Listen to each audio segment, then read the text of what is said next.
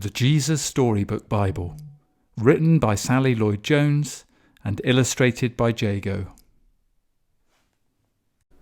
The present.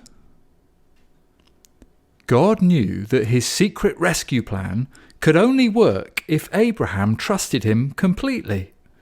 God had to make sure Abraham would do whatever he asked. So a few years later, God asked Abraham to give him a present. Abraham liked giving presents to God. He gave God his animals. They were called sacrifices, and they were a way to say, "I love you," to God. But this time God didn't want a lamb or a goat. God wanted Abraham to give him something more, much more. He wanted Abraham to give him his son, his only son, the son he loved, Isaac. Put his boy on the altar and kill him as the sacrifice? How could God want him to do such a terrible thing? Abraham didn't understand. But he knew that God was his father who loved him, and so Abraham trusted him.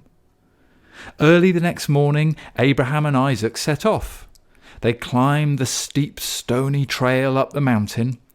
Isaac carried the wood on his back. His father carried the knife and the coals. "Papa," Isaac said, "we have everything except we forgot the lamb for the sacrifice." "God will give us the lamb, son," Abraham said. They built an altar and laid the wood on top. Abraham asked his son to climb on top of the wood.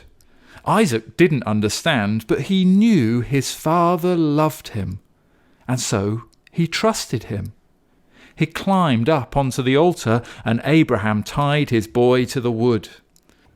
Isaac didn't struggle or try to run away. He just lay there quietly and didn't make a sound. Everything was ready. Abraham took the knife.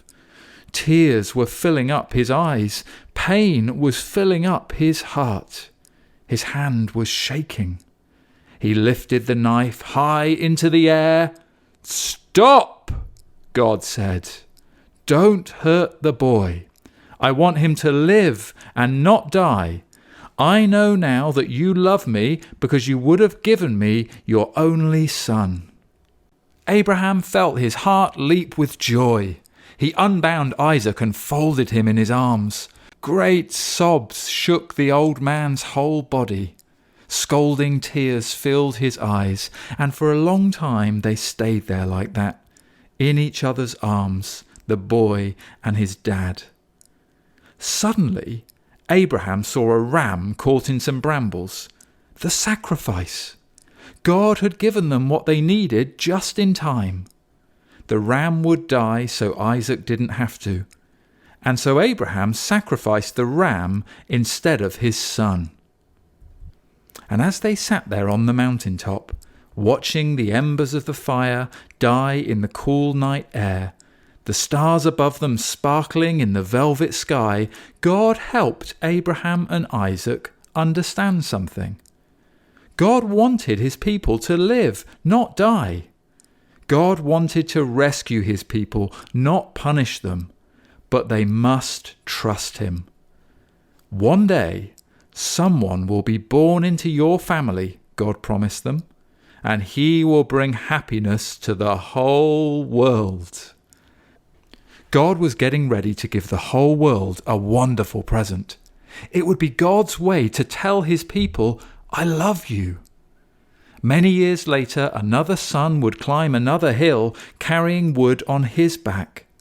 Like Isaac, he would trust his father and do what his father asked. He wouldn't struggle or run away. Who was he? God's son, his only son, the son he loved, the Lamb of God.